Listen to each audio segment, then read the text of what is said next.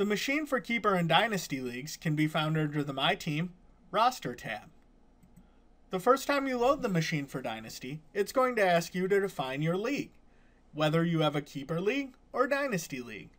The difference between a dynasty and a keeper league is very important to understand. A dynasty league is a league where you keep any number of players, but don't have to pay any draft picks for them. A keeper league is similar, but in order to keep a player, you have to pay a draft pick for them. This is the only time you will see the choice for a dynasty, redraft, or keeper league on this screen. If you do make a mistake, you'll be able to change this later in the machine. This demo is for a keeper league. If you do not have a keeper league, please watch our dynasty video instead. In order to properly assess the value of the keepers in your league, the machine has to understand your league-specific keeper rules.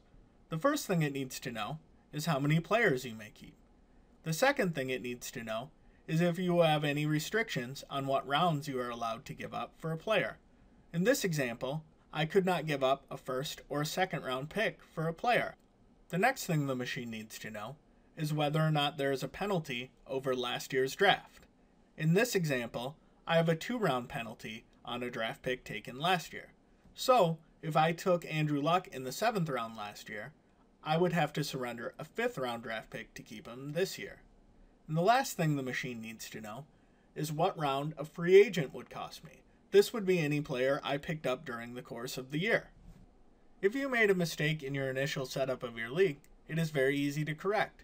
You simply have to go to the League Setup tab, CBS, make a change, and save it to the Advanced Sports Logic server. Now, when you come back in, your changes will be kept. It's very important to understand the difference between the pre-draft and draft state of the machine in keeper leagues. In the pre-draft state, the machine needs to understand what your draft picks were last year. In the draft state, the machine looks at your draft board this year. If you are manually inputting the data into pre-draft and draft, you will not be able to switch between these two very easily. Unless your CBS league is linked with last year's draft, you'll have to manually input the round your players were drafted in. You have to do that so that the machine understands which players are good keepers and which players are bad keepers. You can do that under League Setup, Roster Management, and you can enter in the overall pick where your player was taken. For example, if Cam Newton was the first pick of the 2nd round, he was the 11th overall pick in my 10-team league. I can do this for each of the players on my team and any of the other teams in my league, and then I want to save to the Advanced Sports Logic server. The machine allows me to customize my simulated draft results and my draft pick recommendations. I can do this under League Setup, Draft Position Settings, and from here I can tell it the earliest round I want it to consider certain positions. For example, I have a 14-round draft. If I don't want to see a kicker until the last round, I select 14. If I don't want to see a defense until the 2nd to last round, I select 13. If I don't want to see a defense at all and I want to pick my own, I can set this to 15, and a defense will never be recommended for this draft. Now that I have everything set up, let's use the machine's Keeper Recommendations tool. That can be found under the Pre-Draft tab, Keeper Recommendations. Now, the machine runs a simulated draft of your league so that it can understand which draft picks should be given up for which players for your keepers. This is very important to run, and it takes about 5 to 10 minutes to run, somewhere in that range. You click Start Simulated Draft Now, and then your draft will start. Now that the simulated draft is completed, we're really going to see a payoff for all that work we did. Now, the machine has simulated the entire season to give us some really important information. The first thing we have to think about is this league allows for three keeper picks. I have 2 quality keepers. That's important to know because that means I either have to try to get another keeper, keep someone who isn't ideal, or just use that draft pick. So it's found 3 other teams that it thinks has extra keepers. Now, that doesn't mean these are the only teams I should try to trade with. Some teams aren't going to have the machine, so they're not going to understand, which players are ideal to keep and which players aren't. These are some of the players from those teams. that I might possibly try to trade for. And below that, we have my players that the machine thinks I should keep. Now, what all these numbers mean? Well, the player value is that player's impact on my chances to win the championship. The ideal pick to keep, that's the last possible pick that could be used to keep that player. So that's the last pick in the 4th round and the last pick in the 10th round. The ideal keeper value percent, that's the percent difference in a player selected at that position between that player and Dez Bryant, or that player and Andy Dalton. So these guys are a pretty good percent value increase over those draft picks. Now, the best pick to keep, that's my current pick in that round. And the keeper value is the same thing as the ideal keeper pick, but it's using my pick instead of the last pick in that round. Now, why do we do that? Because there's this opportunity to improve here. If we can find a way to give up the 4-10 and the 10-10 pick, we're going to increase our chances to win by this much. So those are some very important things to look at. The machine doesn't just stop with that. It looks at these teams and sees that they have higher draft picks than me in the rounds that I'm selecting Dez Bryant and Andy Dalton in. So it says, hey, maybe you can swing a trade with these teams and get some increased value there. Not only that, it sees teams where, hey, they might be keeping a player in this round. So you have a higher pick in those rounds than they do. Maybe you should trade that pick away and they would get some increased value there. They'd give up your pick instead of their pick. Not only that, it gives us an entire table here of all the players that, hey, we might be able to make good keeper values with.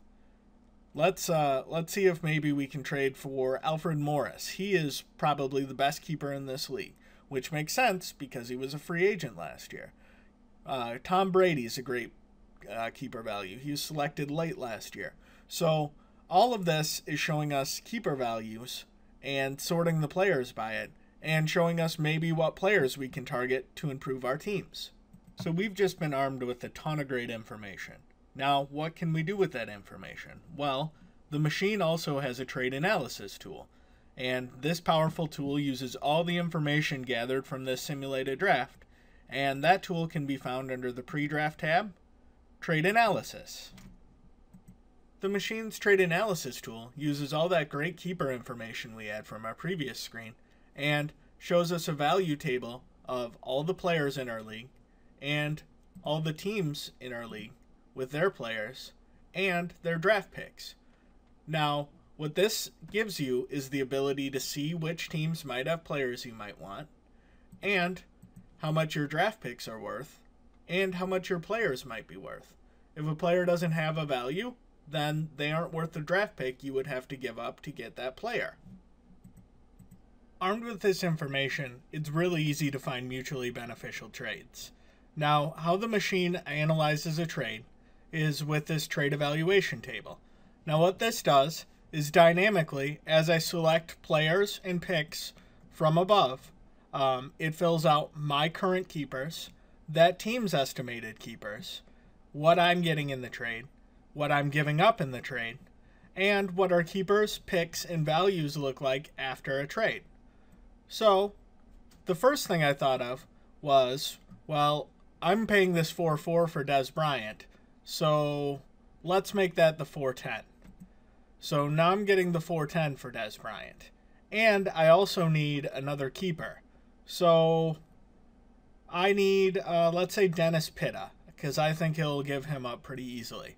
Now, all I really have to do here is surrender the 4-4 pick.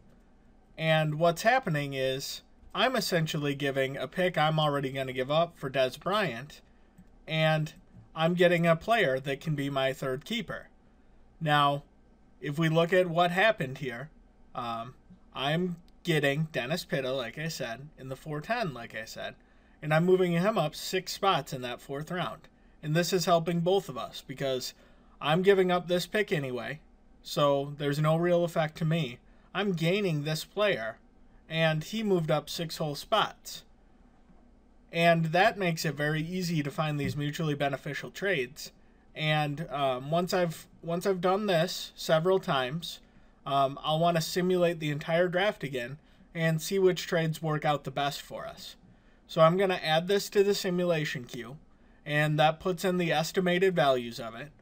But the simulated draft, once we run it again, will give us a concrete value at the end.